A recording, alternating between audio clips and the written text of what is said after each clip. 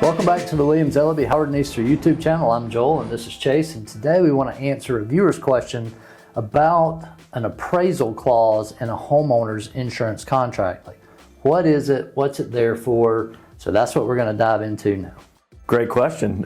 Yeah, so we don't deal a lot with homeowners claims because we don't do a whole lot of property damage claims in general, but what a appraisal clause is a lot of, and we'll segue and talk about this, but auto insurance policies have this as well. It's something that you find in an insurance contract that allows you as the insured to, I guess, trigger the clause, for lack of a better word, and say, hey, insurance company, I understand that you think my roof being replaced, for instance, costs, only $10,000. I think that's a little light because A, B, and C also needs to get done.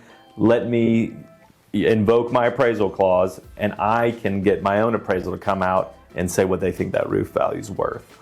So we don't do a whole lot of property damage in general. I see the appraisal clause more often than not in property damage claims for car wrecks because not only do homeowners policies have it, auto insurance policies have it as well. And it's sort of the same thing, right? Like if you get in a car wreck and you've got State Farm, for instance, and State Farm wants to pay you $20,000 for your car and you think that's light, well, you can hire someone else under that appraisal clause to go out and see what the actual value of that car is, or at least come up with an appraisal report, and then you can submit it to your insurance company and they'll take their report, the appraisal report that you provided, and then hopefully come up with the fair value, whatever it is that you guys are disputing.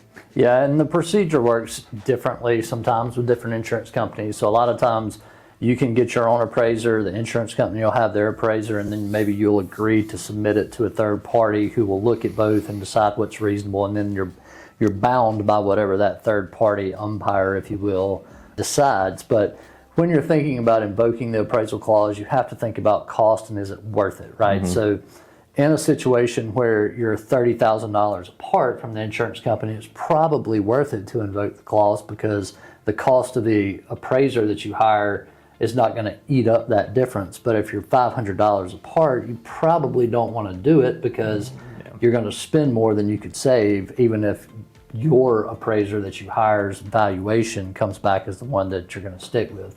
But what an appraisal clause does not do is it doesn't decide liability. It doesn't decide, you're not dealing with liability or causation or any of that. You're strictly talking about value of the property. So by the time you get to the appraisal clause and whether you're going to invoke it, the insurance company's already decided, okay, well, this fire was not set intentionally, it's actually covered, or this roof damage is actually covered, something like that.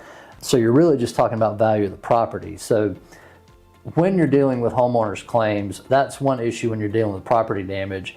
When you're dealing with a personal injury claim that may be covered under your homeowner's policy, the appraisal clause does not come into play because there's different things that you have to think about. So. Yeah, I mean, it's as simple as thinking of it like property, you have appraisal clause, injury, no such thing as an appraisal clause. Because with property, again, you have a tangible thing that was damaged, and there's going to be some discrepancy as to what the actual value is, but you know what it is that's been damaged, right? With an injury claim, you've got things that we know are damaged, right? If you have medical bills and things like that, we've done plenty of videos on that type of stuff, but you also have the intangible damages, which is what a jury decides. So there really is no reason or mechanism for a similar type of appraisal deal on the injury side. So it's strictly just the property damage side. Yeah, you're typically going to resolve bodily injury claims under the homeowner's insurance policy through traditional negotiations, maybe a mediation or litigation, if it's bad enough and you can't agree to a settlement through the negotiation process. But yeah,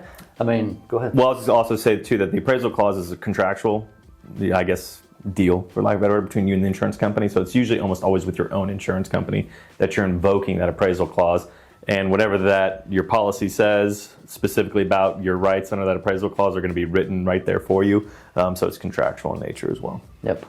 Well, I hope this answer to our viewer question has been helpful. If so, give us a thumbs up. Hit that subscribe button. Otherwise, we will see you in a couple of weeks for another video. As personal injury lawyers, we love what we do, and we're happy to share the experience we've gained in personal injury law. To help our family, friends, and YouTube subscribers, we've shared over 300 personal injury videos covering various injury topics.